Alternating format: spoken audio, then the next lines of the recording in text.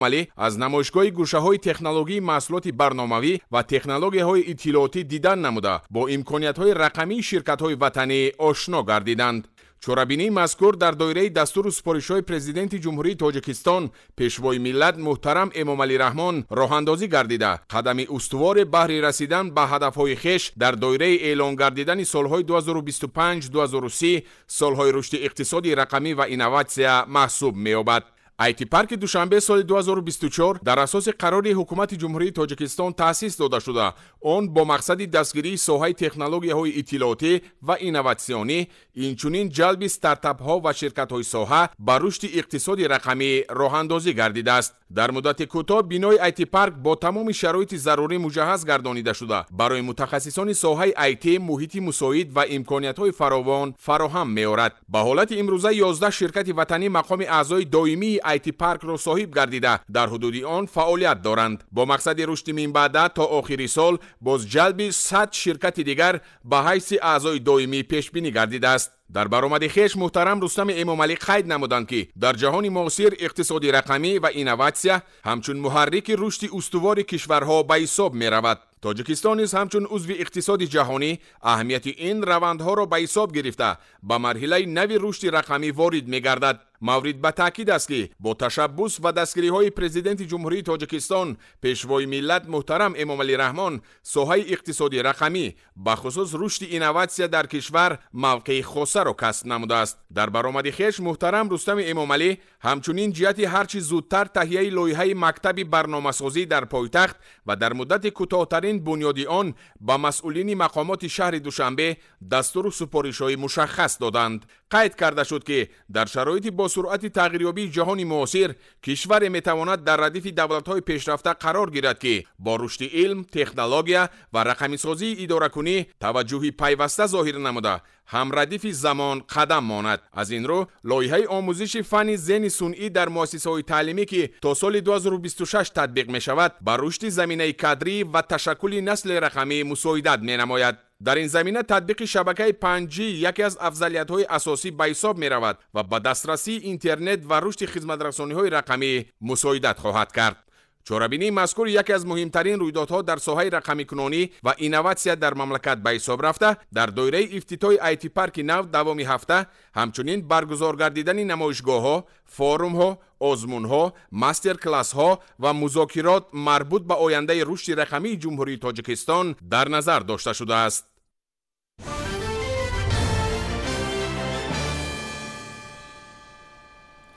در دایره جلسه 27 کمیسیه اتحاد منطقوی در ساحه علاقه دایر به تنظیم اسپکتر رادیوبصمت و مدار ماهواره‌ای در شهر دوشنبه فروم تبدیل رقمی دورنما و راه‌های حل به کار خود آغاز کرد. این چاره‌بینی مهم بین المللی با تشبث خدمات علاقه نزد حکومت جمهوری تاجیکستان در همکاری با سازمان بین المللی علاقه و اتحاد منطقوی در ساحه علاقه برگزار گردید. در جلسه نمایندگان از 19 دولت جهان و نمایندگان اتحاد بین المللی علاقه برقی اشتراک نمودند. تفصیلات بیشتر در این باره.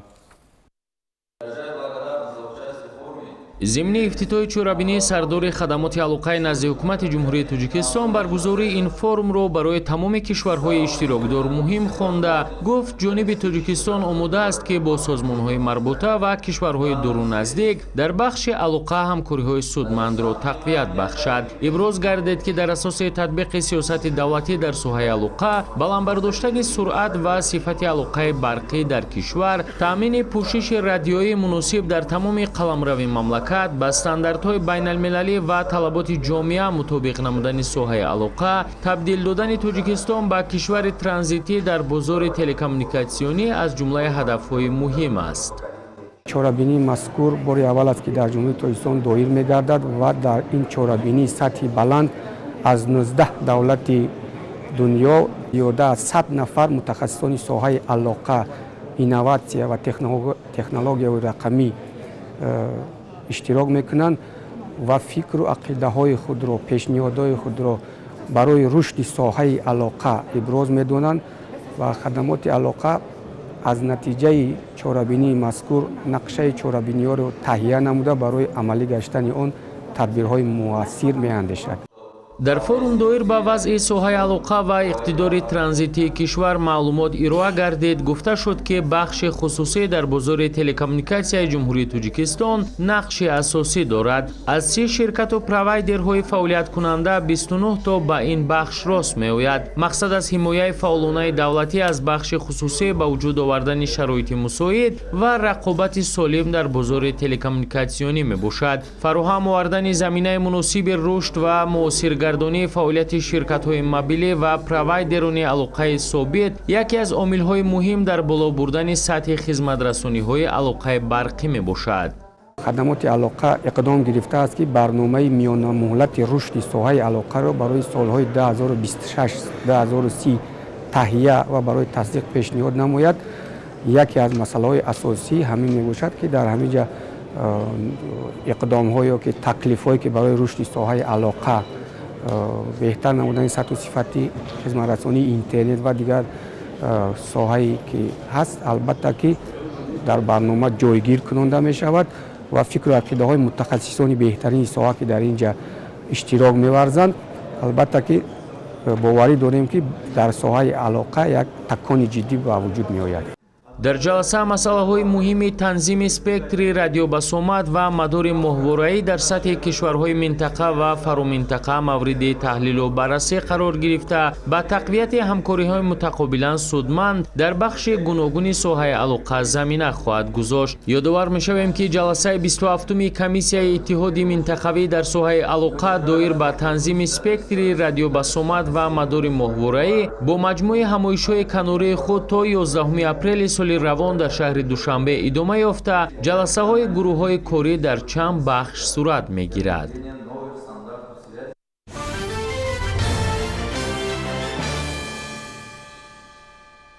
дар амфитеатри қасри арбоб маросими гусели даъватшавандагон ба хизмати ҳарбӣ баргузор гардид.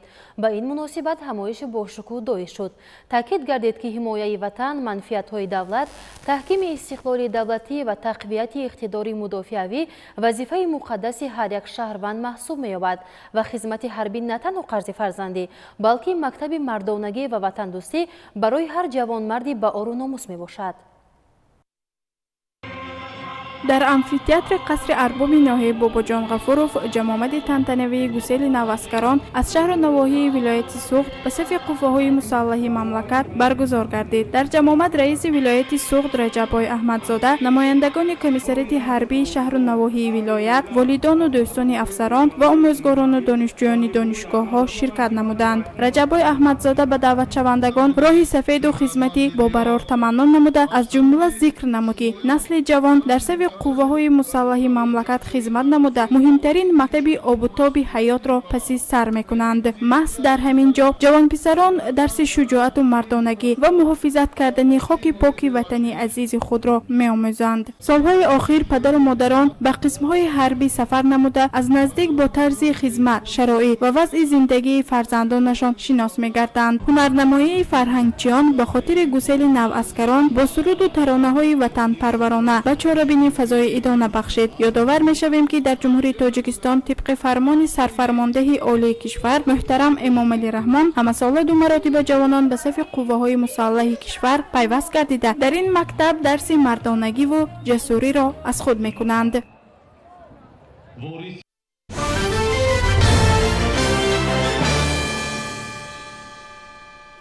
тантанаҳои наврӯзи байналмилалӣ дар саросари мамлакат ҷараён доранд. хусусияти оммавии касб кардани таҷлили ин иди бостонӣ шаҳодат аз манзалати воло доштани ин арзиши миллӣ дар ҳаёти мардумони ориёи нажод аз ҷумла тоҷикон мебошад. тафсилоти бештар дар гузоришҳои ҳамкорони мо. дар мавзеи Гринвуд Хаус воқеъ дар дараи хушманзараи алмосии шаҳри Ҳисор бо иштироки роҳбарияти Вазорати корҳои хориҷии Ҷумҳурии Тоҷикистон ва роҳбарони намояндагиҳои дипломатии муқими Душанбе бахшида ба ҷашни Наврӯзи байналмилалӣ чорабинии пуршукӯҳи идона баргузор гардид. дар чорабинии тантанавӣ бахшида ба ҷашни байналмилалии Наврӯз намоиши ҳунарҳои мардумӣ, дастархони Наврӯзӣ иборат аз ҳафсину ҳафшин, хӯрокҳои миллӣ, гӯшаи мероси ниёгон, ҳунармандон, гӯшаи кишоварзон, гӯшаи варзишгарон ва амсоли инҳо ки анъанаҳои наврӯзӣ маҳсуб мешаванд ба маърази намоиш гузошта шуда, меҳмонону сокинон онҳоро тамошо намуданд.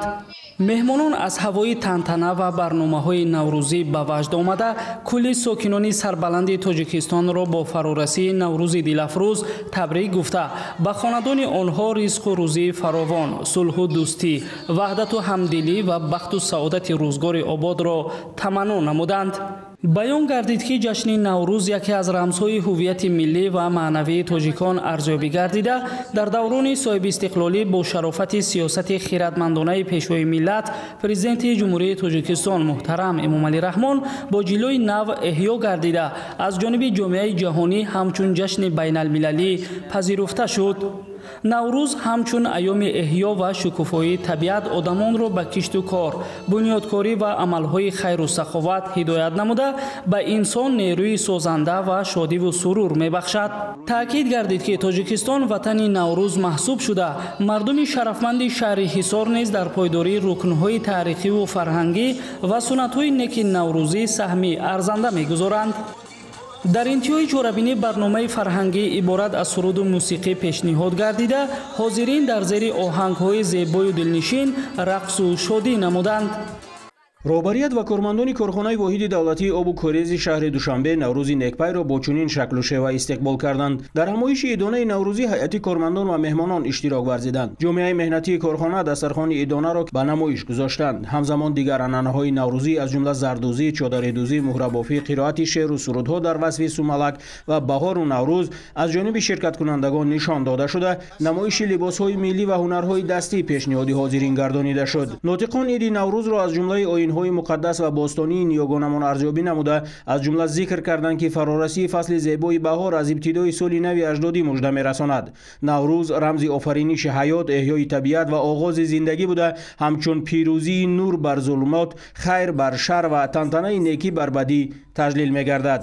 қисмати тантанавии чорабиниро сухани шодбошии роҳбарияти корхонаи воҳиди давлатии обу корези шаҳри Душанбе роҷеъ ба дастгириҳои роҳбарияти мақомоти иҷроияи ҳокимияти давлатии шаҳри Душанбе ҷиҳати рушди ин ташкилот ва таъриху мондагории Наврӯз комил сохт. зикр шуд ки ҷашни Наврӯзи байналмилалӣ яке аз маросимҳои писандидаи оламиён мебошад ки бо сифатҳои башардӯстонааш аз ҷониби ҷомеаи ҷаҳонӣ ҳамчун дастоварди камназири фарҳанги умумии инсонӣ пазируфта шудааст ва мақоми байналмилалӣ касб кардани он натиҷаи талошҳои президенти ҷумҳурии Тоҷикистон муҳтарам Эмомалӣ Раҳмон аст. мусобиқаҳои гуногуни варзишӣ ба монанди гӯштингирию вазнбардорӣ ва бандкашӣ аз қисматҳои дигари чорабинии бошукӯи идона ба ифтихори таҷлили Наврӯзи байналмилалӣ дар корхонаи воҳиди давлатии обу корези пойтахт буд. қадрдонии ҷомеаи меҳнатии корхона бо тӯҳфаҳои наврӯзӣ ҷузъи дигари тантанаҳои наврӯзӣ дар ин сохтор ба ҳисоб мерафт. барномаи мураттаби консертӣ бо ширкати ҳунармандони шинохтаи кишвар базмгоҳи наврӯзӣ дар ин сохтори давлатиро то дер боз гарм нигоҳ дошт.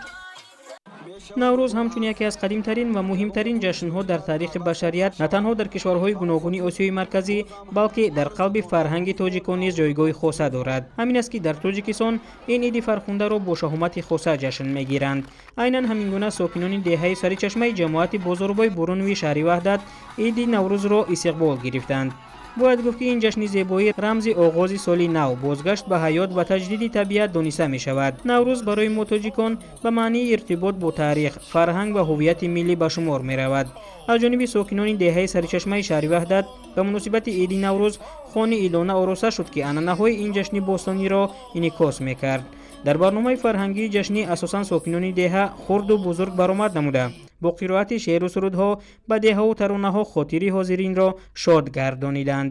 бисёр мардуми деҳа хушҳол ва сарфароз мебошанд. дар баробари ин соҳибкорони деҳаи мо хоб шахсони хайрхоҳу саховатпеша иқдомҳои неке гирифтанд ки дар деҳамо як бинои дуошиёна аз 8 сифхона иборат сохта истоданд ки қариб 90% корҳо ба анҷом расондааст. роҳҳоро мурфаш карда истоданд. бояд гуфт ки дар Тоҷикистон Наврӯз ба унвони яке аз ҷашнҳои аслӣ дар тақвими миллӣ ва фарҳангӣ эътироф шудааст.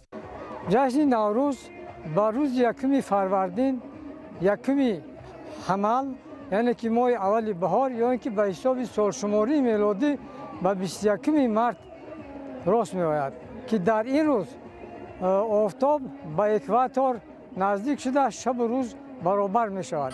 тоҷикон аз қадимулайём наврӯзро на танҳо ҷашни мавсимӣ балки як рӯйдоди муҳими фарҳангиву иҷтимоӣ медонистанд.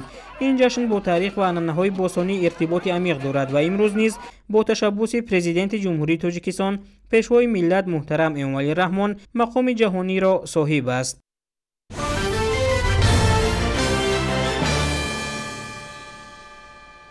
ба муносибати таҷлили шоиста аз 35-солагии истиқлоли давлатии ҷумҳурии тоҷикистон дар шаҳри душанбе бунёдкориҳо бо суръату сифати баланд идома доранд. иншооти бунёдшаванда ва мавриди баҳрабардорӣ қарор гирифта дар пойтахти мамлакат таъиноти иҷтимоӣ, истеҳсолӣ ва иқтисодӣ дошта дар зиннати бештар касб кардани шаҳри душанбе ва таъмини некуаҳволии шаҳрнишинон мусоидати фаъол мекунад. зимнан масъалаи устувории бинову иншоот таҳти таваҷҷуҳи масъулони соҳа қарор дошта дар ин замина озмоишгоҳи санҷиши мехсутунҳо дар назди кумитаи меъморӣ ва сохтмон амал мекунад. шарҳи бештари мавзӯъ дар гузориши ҳамкорони мо. мутахассисони корхонаи воҳиди давлатии ташхисгари раёсати экспертизаи давлатии ғайриидоравии ҳуҷҷатҳои лоиҳавии шаҳрсозии кумитаи меъморӣ ва сохтмони назди ҳукумати ҷумҳурии тоҷикистон ин навбат санҷиши мехсутуну асосҳои бино ва иншоотро дар маҷмӯаи истиқоматии навоии ғалаба тавер бароҳ монданд. маҷмӯаи истиқоматӣ ки аз тарафи ҷамъияти дорои масъулияти маҳдуди сохтмони олӣ бунёд мешавад, масоҳати 7 гектарро дар бар гирифта, дар он 15 бинои баландошёнаи истиқоматӣ бо иловаи марказҳои маишиву хизматрасонӣ ва муассисаи таълимӣ ҷойгиронӣ хоҳад шуд. таҷҳизоти муосиру дақиқи озмоишгоҳи санҷиши мехсутуну асосҳои бино ва иншоот имконият дорад ки қобилияти борбардорӣ ва тобоварии биноҳои баландошёнаро мушаххас созад. ин навбат санҷиши мехсутун дар биноҳои баландошёнаи ҷамъияти дорои маҳсулияташ маҳдуди сохтмони олӣ ки дар ноҳияи исмоили сомонии шаҳри душанбе мебошад таҳти санҷиш қарор дорад. ҳозир иқтидори борбардории як адад мехсутун аз 105 тонна сар карда то 1050 тонна санҷида мешавад. таҷҳизотҳои замонавӣ, болорҳои филизӣ, дамкрат, прогибамер ва насоси гидравликӣ аз хориҷа соли 2023 ба ҷумҳурии тоҷикистон оварда шуданд. мутахассисон собит карданд ки дар минтақаҳои хокҳои фурӯнишин иншооти баландошёна бояд бо усули мехсутунҳо сохта шавад. бо дарки муҳимияти масъала имрӯз ширкатҳои сохтмоние ки ба бунёди биноҳои баландошёна машғуланд, ҷиҳати истифодаи таҷҳизоти озмоишгоҳи санҷиши мехсутунҳо бештар мегардад. бояд гуфт ки ҷиҳати таъмини мустаҳкамӣ, бехатарӣ ва устувории бинову иншоотҳо, хусусан биноҳои истиқоматие ки дар минтақаҳои хокҳояшон фурӯнишин бунёд мегарданд, тибқи меъёру қоидаҳои сохтмонии амалкунанда чорабиниҳои махсуси муҳандисӣ пешбинӣ карда мешавад. яке аз чунин чорабиниҳои боэътимоди маъмулӣ ки бевосита мустаҳкамии биноҳои баландошёнаро таъмин менамояд, ин пешбинии мехсутунҳои оҳану бетонӣ мебошанд ки борбардории таҳкурсии бинову иншоотро дар хокҳои фурӯнишин дучанд менамояд. зимнан аз тарафи кумитаи меъморӣ ва сохтмонӣ назди ҳукумати ҷумҳурии тоҷикистон тасмим гирифта шудааст ки бо мақсади таъмини риояи меъёру қоидаҳои шаҳрсозӣ ва бехатарии сейсмикии бино ва иншоот, ин усули сохтмонӣ дар ҳамаи иншооти сохташавандаи мамлакат ҳатмӣ амалӣ карда шавад.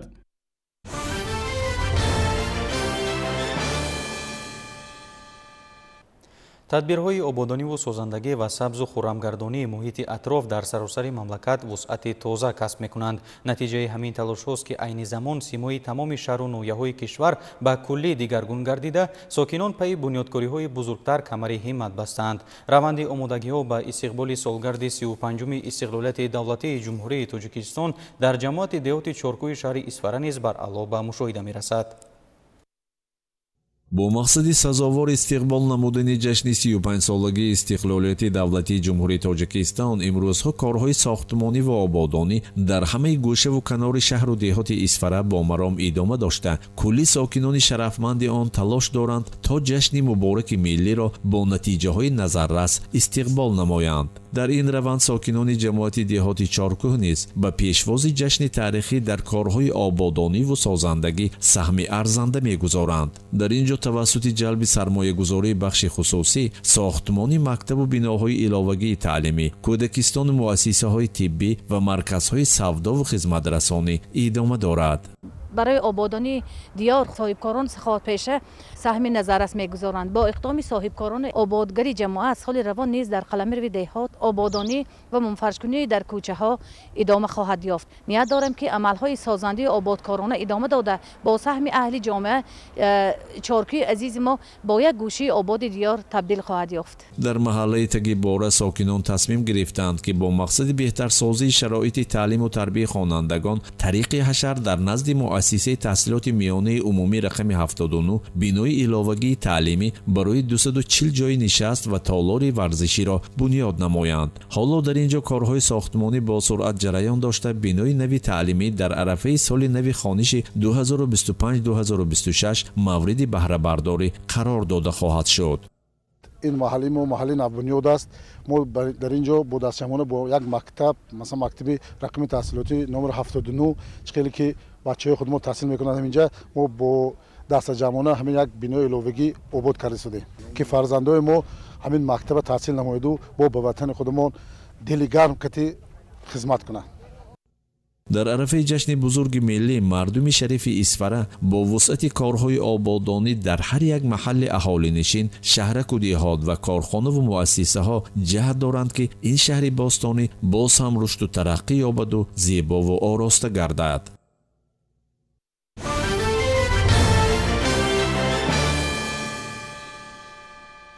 در ناحیه وسه نیز با استقبال ارزنده از جشن 35 سالگی استقلالیت دولتی جمهوری تاجیکستان تدبیرهای بنیادکاری اوج تازه کسب کرده است. همکاری ما در منطقه خواجه نظریف اطلاع می‌دهد که با انجام ساختمان انشاءات اهمیت اجتماعی اقتصادی داشته سطح زندگی ساکنان بالا رفته سیمای محل باز هم زیبا می‌گردد.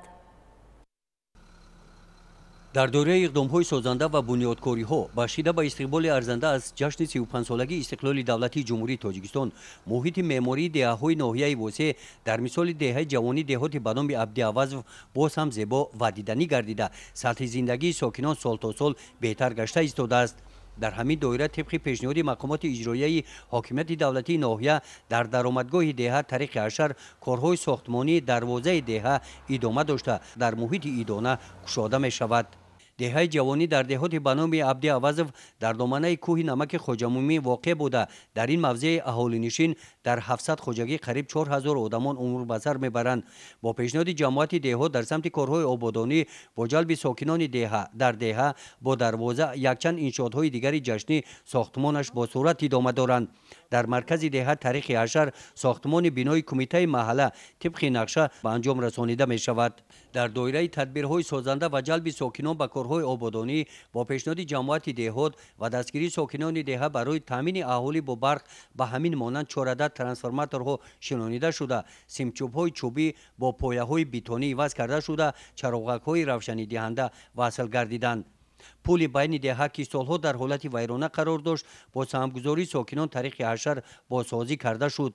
عملهای نیکبینانه و تندرستی بخشیده به استقبال جشن بزرگ ملی 35 سالگی استقلال دولتی جمهوری تاجیکستان کارهای ساختمانی به این مناسبت در این دهه ادامه دارند.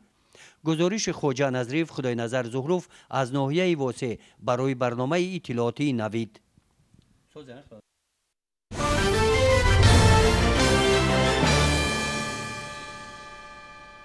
در پیگیری از اقدامات سازنده رهبریت دولت و حکومت جمهوری تاجیکستان و با مقصد فراهم آوردن شرایط مساعد فعالیت، مجمع تعلیمی و بینای کمیته شهری تشکیلات مددگار مدافع شهر لوکند مورد استفاده قرار داده شد.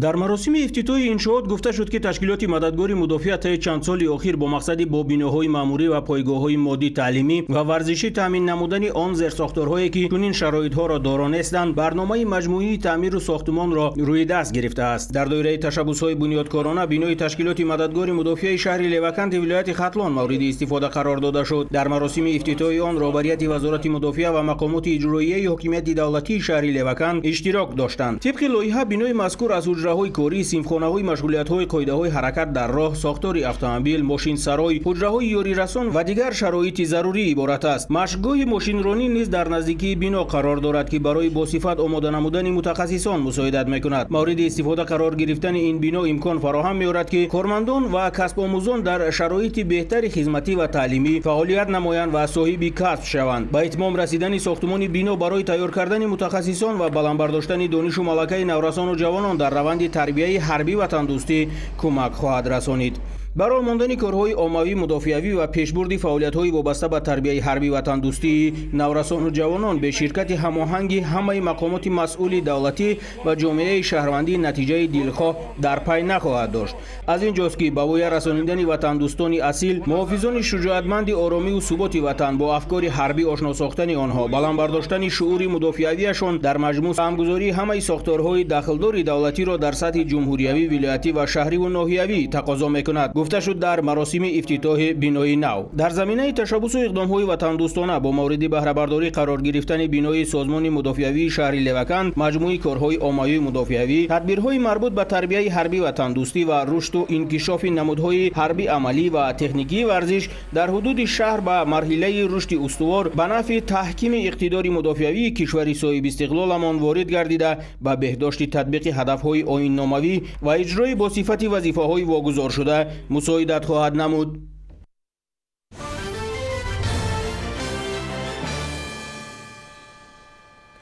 дар шаҳри душанбе бо мақсади пешгирӣ аз қоидавайронкуниҳои дағали ронандагон ҳангоми идораи воситаи нақлиёт аз тарафи кормандони раёсати бозрасии давлатии автомобилии вазорати корҳои дохилии ҷумҳурии Тоҷикистон гашти санҷишӣ доир шуд. ҷузъиёти бештар дар гузориши ҳамкасбони мо.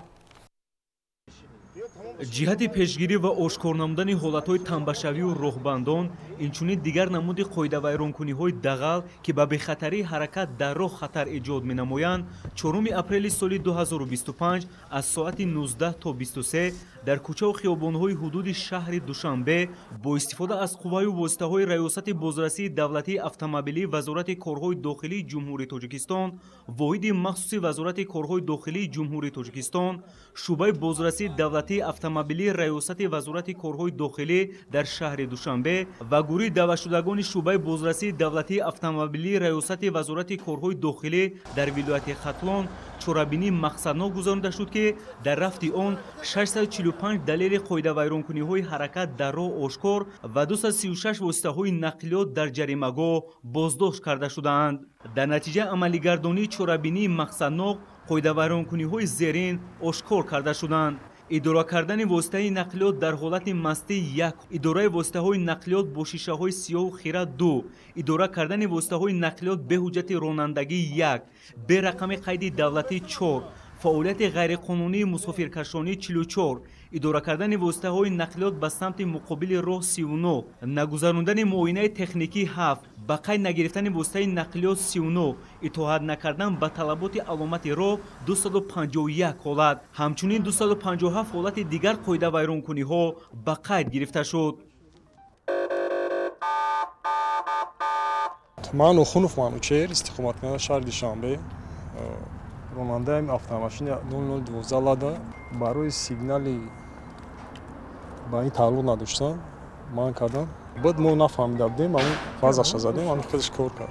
ҳангоми хизматбарӣ дар кӯчаи Ҷабор Расулов хизмат мебурдем, ки ҳангоми манъ намудани воситаи нақлиёти тамғаи Opel Astra ки рақамҳои қайд давлатии транзитиш M6550 манъ намуда шуд, ки ҳангоми санҷиш муайян гардид, ки муҳлати рақамҳои транзитиш ва ҳисобномаи ронанда надошт. аз ҳамин лиҳоз воситаи нақлиёти тамғаи Opel Astra ба ҷаримагоҳ дастрас карда шуд. дар робита ба ин нозирони роҳ ба ронандагон корҳои фаҳмондадиҳӣ гузаронида доир ба манфиати риояи қоидаҳои ҳаракат дар роҳ суҳбат анҷом доданд. аз ронандагони воситаи нақлиёт талаб карда мешавад, ки ҳангоми ҳаракат дар роҳ қоидаи ҳаракати роҳро риоя намоянд.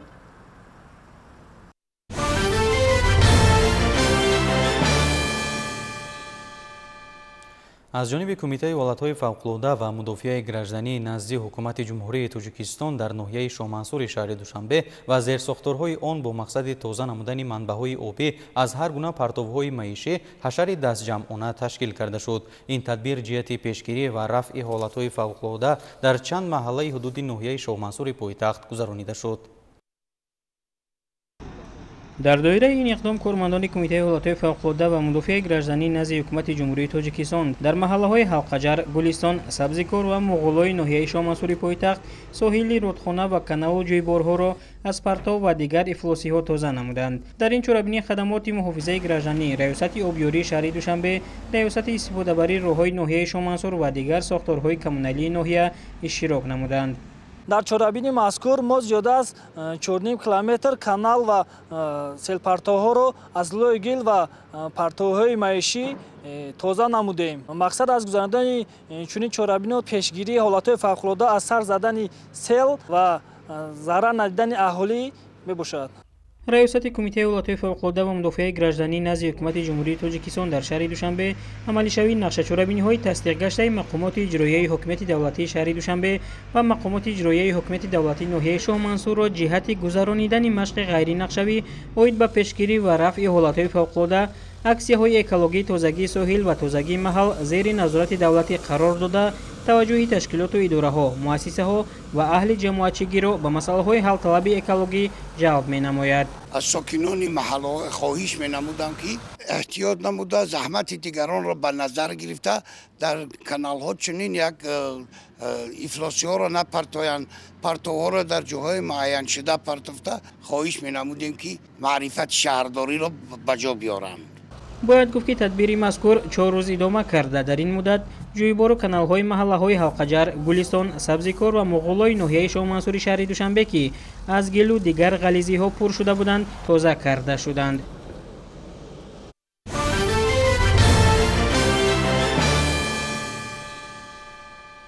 бахшида ба рӯзи байналмилалии тандурустӣ бо ҷалби табибону кормандони миёнаи соҳа дар муассисаҳои тиббии ноҳияи Данғара ташхису муоина ва машварати ройгон гузаронида шуд. омӯзгорону табибони донишгоҳи давлатии тиббии Хатлу низ бахшида ба ин сана рӯзи дарҳои кушод ташкил намуда ба сокинони ноҳияи Данғара ва берун аз он хизмати ройгони тиббӣ расониданд. гузориши ҳамкорамон Салудин Неъматов дар ин хусус.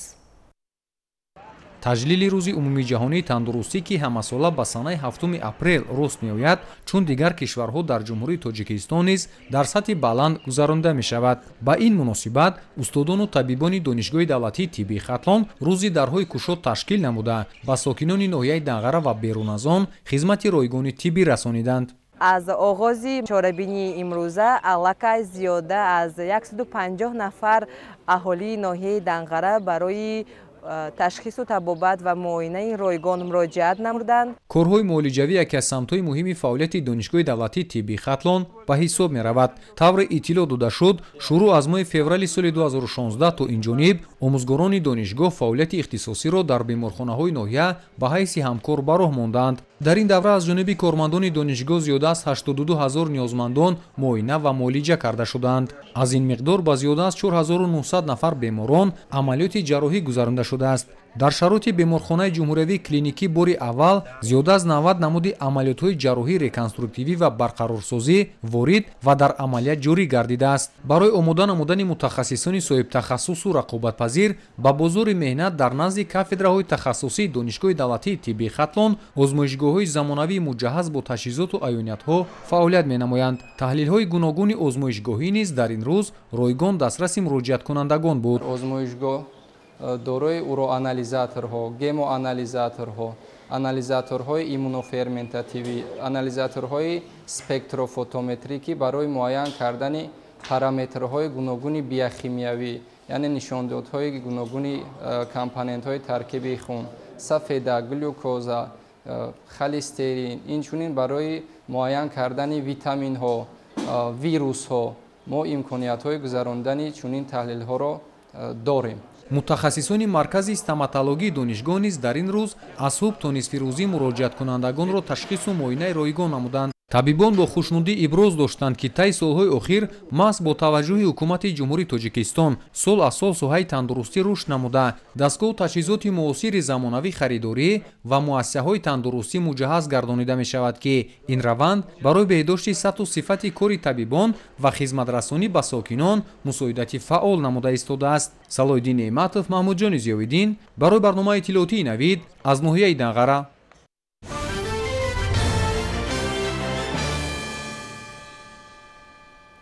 дар ноҳияҳои Ванҷу Рӯшони вилояти мухтори Кӯҳистони Бадахшон боғҳои нав бунёд мегарданд. Дар бунёди боғҳо сокинон ва кормандони мақомоти гуногун иштирок карда дар хӯрамгардонии диёр саҳми арзанда гузоштанд. тафсилоти бештар дар гузориши Хосият Худоёрбекзода.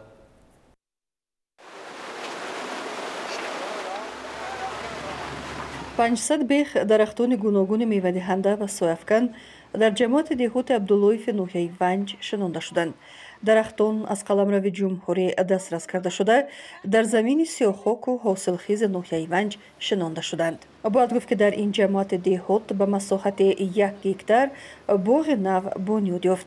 сокинони ноҳия ва инчунин роҳбарияти вилоят ва кормандони идораву корхонаҳои вилоятӣ дар ин маъракаи дастаҷамъонаи ниҳолшинонӣ иштирок намуданд. соҳаи боғдорӣ яке аз соҳаҳои асосии мардуми ноҳияи Ванҷ ба ҳисоб меравад. сол аз сол мо майдони боғҳоро зиёд карда парсол мо дар майдони 30 гектар боғҳои нав ва 21 гектар боғҳои кӯҳнаро барқарор карда намудем. ин сол мо тасмим гирифтаем ки дар талу теппаҳо заминҳои бекорхобида боғҳои нав бунёд намуда ба ин боғҳои нав мо асосан себ, нок, зардолу, олу, гилос, ҳозир чормағз ва тутро бунёд менамоем. яке аз соҳаҳои сердаромади ноҳияи Ванҷ ин соҳаи боғдорӣ ки мо меваи мо дар бозори дохилӣ дар шаҳри Хору дар ҷумҳурӣ ва беруни аз он ба савдо мебарорем ва мо кӯшиш мекунем ки боғдориро тараққӣ дода соҳаи амнияти озуқавориро пурра намуда мардумро бо меваи тару тоза бо нархи арзон дастрас намоем.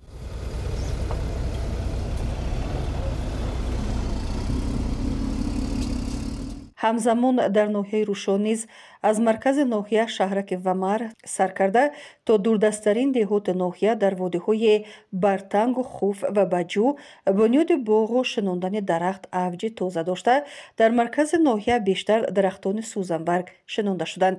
сокинони ноҳияи Рӯшон ҳамасола бо масъулияти баланд дар баҳори нозанин дар ин маъракаи хӯрамгардонӣ иштирок дошта дар ноҳия сол то сол масоҳати боғоти нав васеъ карда мешавад.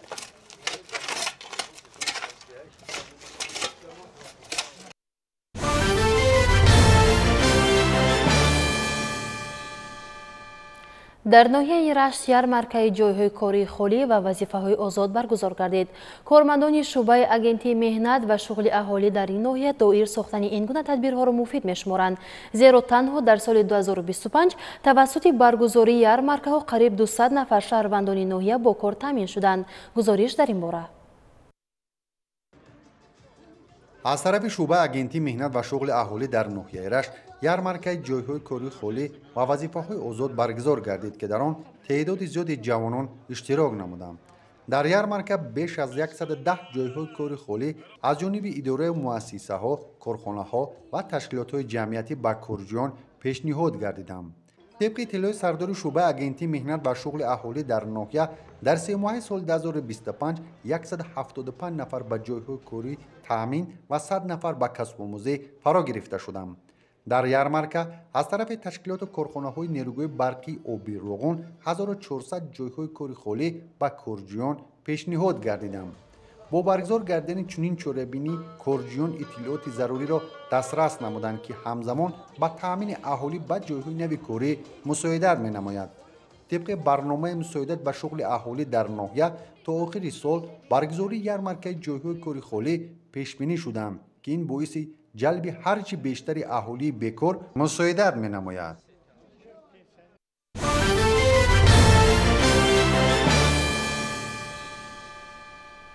бо мақсади ҷалби насли наврас ба мутолиаи китоб, ташаккул ва такомули беҳтарин малакаҳои хониш, боз ҳам баланд бардоштани сатҳи фарҳанги иттилоотии кӯдакону наврасон, ҷавонон ва ба ин васила дар замири онҳо тарбия намудани ҳисси ифтихори миллӣ, ватандӯстӣ, гиромидошти арзишҳои миллӣ ва умумибашарӣ дар шаҳри Кӯлоб фестивали ҷумҳуриявии ҳафтаи китоби кӯдакону наврасони Тоҷикистон баргузор гардид. ҷузъиёти бештар дар матлаби навбати барнома. фестивали ҷумҳуриявии ҳафтаи китоби кӯдакону наврасони Тоҷикистон ки ҳамасола аз 2 то 9 апрел дар шаҳру ноҳияҳои ҷумҳурии Тоҷикистон баргузор мегардад, дар доираи он намоишгоҳ, суҳбатҳо, маҳфилҳои адабӣ, мизҳои мудаввар ва озмунҳои гуногун аз қабили фуруғи субҳи донои китоб аст, намоиши дастранҷи кӯдакону наврасон, сайёҳони наврас, сайёҳат бо китоб, сайри олами китоб, маҳфилҳои оилаи китобдӯст, синфи китобдӯст, оилаи ҳунармандон, дастони моҳир ва амсоли اینها گذرانیده می شوند که به این وسیله شوق و ذوق کتابخوانی و بیدار ساختن هویت ملی در زمین نورسان طریق مطالعه کتاب‌ها زیاد می گردد. در این آزمون خوانندگان شهر و دهات کلوب اشتراک نموده از نمایشگاه فستیوال کتاب‌های پسندیده خود و تازه نشر را دسترس می‌نمایند و با مؤلفان، شاعران و نویسندگان ادبیات بچگانه از نزدیک صحبت می‌نمایند. فستیوال یک نظر انداختن به ادبیات بچه‌ها درباره کتاب صحبت کردن است. وگرنه اصلا هر روز یک کدام روزی که یک کتاب می‌خورید همون روز فستیوال است. امروز یک جشن بسیار پرتنظیم بود. بچه‌ها شعر خواندن، سرود خواندن، رقصیدن، خرسندی کردن. همین فستیوال و همین چهاربینی‌هایی که به همین فستیوال مانند هستند به خاطر یک کاره همین شوق و ذوق کتابخوانی بچه‌ها رو ما زیاد کنیم کم نه. ضمن برآمد خود معروضاتیان ابراز داشتند که مهمترین وظیفه فستیوال ارزگذاری به میراث نیاگان، ارزش‌های ملی و عمومی بشری، ترغیب و تشویق ادبیات تازه‌نشر علمی عمومی، معرفی بهترین اثرهای ادبیات کلاسیکی و معاصر تاجیک، دسترس کودکان و نورسان گردانیدن میراث تاریخی و فرهنگی خلق تاجیک توسط تشکیل معروضه‌ها در همکاری با پدر و مادران باز هم بهتر نمودن صفت تعلیم و تربیت فرزندان، بلند برداشتن حس مسئولیت شناسی والدین نسبت به مسئله‌های خوانش کودکان و نورسان، تشکل فرهنگ اطلاعاتی آنها، بیدار نمودن میل و رغبت و شوق و هوس نسل نورس به مطالعه کتاب و چاره‌بینی‌های گوناگون فرهنگی، کشف استعدادهای جوان، تشکیل یارمرکه کتاب‌های بچگانه به حساب می‌رود. می‌خواستم مینتداری خود را به اساسگذار صلح و وحدت ملی، پیشوای ملت، پرزیدنت جمهوری تاجیکستان محترم امامعلی رحمان بیان سازم که برای ما نسل نورس چنین آزمون‌های با نفوذ را تشکیل نمودند. زیاده از 500 کتاب، 300 چیستان، 300 ضرب المثل و مقال، 250 حکایت، 250 رباعی، 20 داستان از بر نمودم و خوشبختانه در سال 2024 به من میسر گردید که از روی نامیناسیون ادبیات کودکان و نورسان و آثار شفاهی در دور جمهوری سازوار شاه جایزه گردم. سازمان دهندگان به اشتراکچیان فعال فستیوال، کتابداران، ادیبان و عالمان، آموزگاران، خوانندگان و رهبران مؤسسه‌های تعلیمی بعد جنبست گردیدن فستیوال مذکور سپاسنامه و تحفه‌ها را می‌سپارند. بیش از 15 سال است که در جمهوری تاجیکستان بخشیده به روز عمومی جهانی کتاب بچگانه که سنه 2 اپریل تجلیل می‌گردد، فستیوال جمهوریوی گذرانده می‌شود. فستیوال مذکور تحت عنوان هفته کتاب کودکان و نورسان تاجیکستان طول یک هفته ادامه یافته برای دوستداران علم و ادب امکان فراهم می‌آورد که ادبیات ضروری خود را دسترس نمایند. همکاران ما از رفت تجلیل هفته کتاب در ناحیه وخش گزارش می‌دهند. فستیوال جمهوریوی هفته کتاب کودکان و نورسان تاجیکستان در ناحیه وخش شفاعت کتابخانه مرکزی راه اندازی گشت. در این فستیوال در برابر کتابداران و کتابخوانان همچنین معاونان رئیس ناحیه و ادیبان شرکت ورزیدند. مسئولین تلاش کردند تا فستیوال هفته کتاب کودکان و نورسان تاجیکستان در فضای ادانه با شکوه و شهامت تجلیل گردد. همین است که گوشه نمایش ادبیات تازه‌نشر شاعران و نویسندگان معاصر را به معرض گذاشتند، اما کنار دیگر مطرب ترانه‌خوان و کودکان و نورسان بندی رقص و بازی بودند. با این وسیله مردم را برای شرکت ورزیدن در فستیوال مذکور جلب می‌ساختند. ما تمام کتابداران و خدمت تمام کتابخوانان امروزها با جان و دل تیار هستیم. کتابخانه سیار تشکیل کرده ایم که کتابداران کتابخانه مرکزی به تمام کارخانه ها رفته خدمت کتابی خود را میرسانند. آن کتاب هایی که به آنها در کار است یافته تقدیم نماییم و امروزها با دستگیری اساسگذار صلح و وحدت ملی پیشوای معظم ملت بسیار آزمون‌ها راه‌اندازی کرده شده است به مانند آزمون فروغ صبح دانایی کتاب است، آزمون علم فروغ معرفت و آن کتاب‌هایی که امروز در کتابخانه مرکزی ناحیه محفوظ است و این طلبات آزمون‌ها خانه است، جوابگو است. مرحمت همه به کتابخانه مرکزی ناحیه وخش برای کتابخوانی.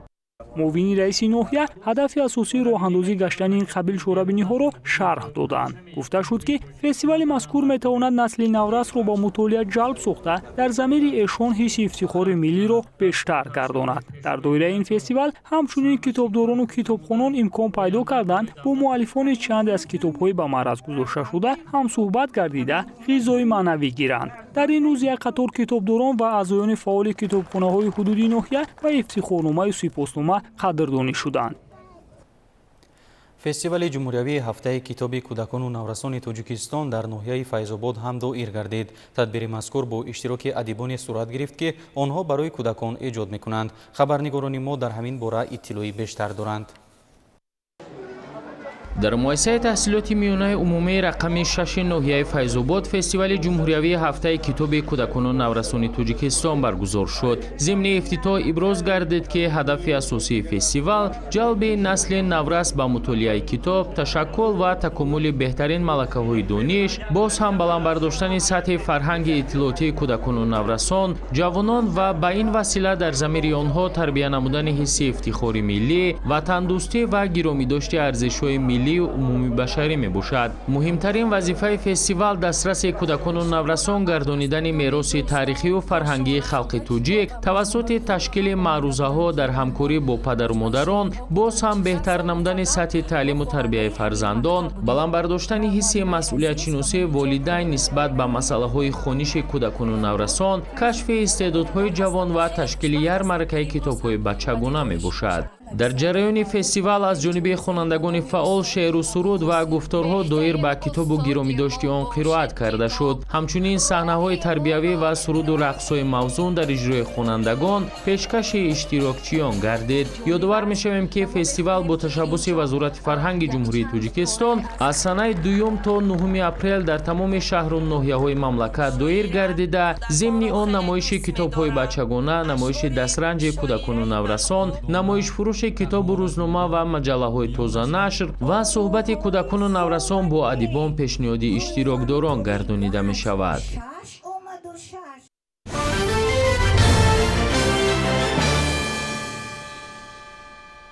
در جماعت دهات خانقاه کوهی شهر حصار مسابقه ورزشی اوید به گوشتین ملی گوشتینگیری برگزار گردید.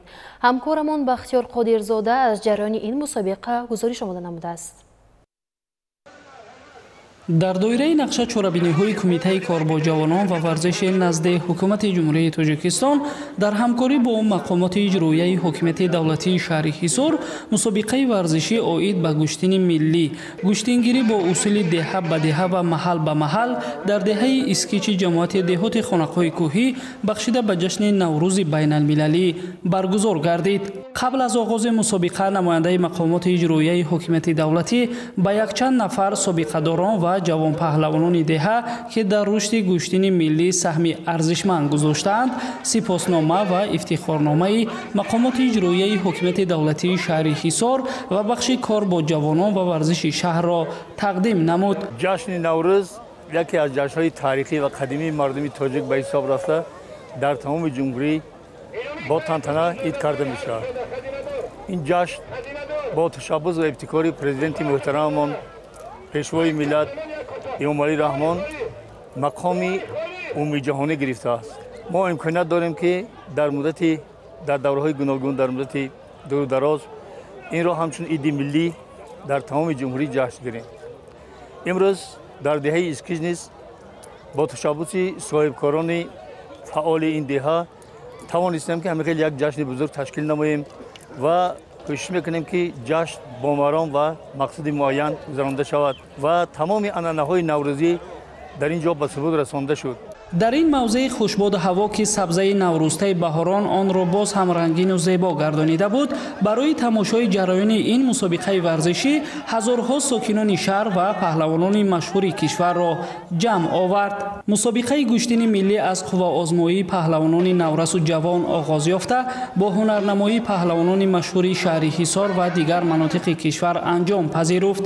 ғолибони мусобиқа бо тӯҳфаҳои таъсисдодаи кумитаи тадорукот қадрдонӣ шуданд. мусобиқа дар фазои дӯстиву ҳамдигарфаҳмӣ ва ҳурмату эҳтироми байни ҳамдигарии ҷавонпаҳлавонон доир гардида, бори дигар қосиди сулҳ будани варзишро ба намоиш гузошт.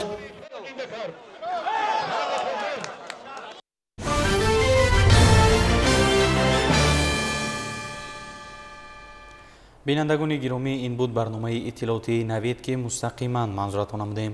бароятон истироҳати хуштаманно дорем. хайр.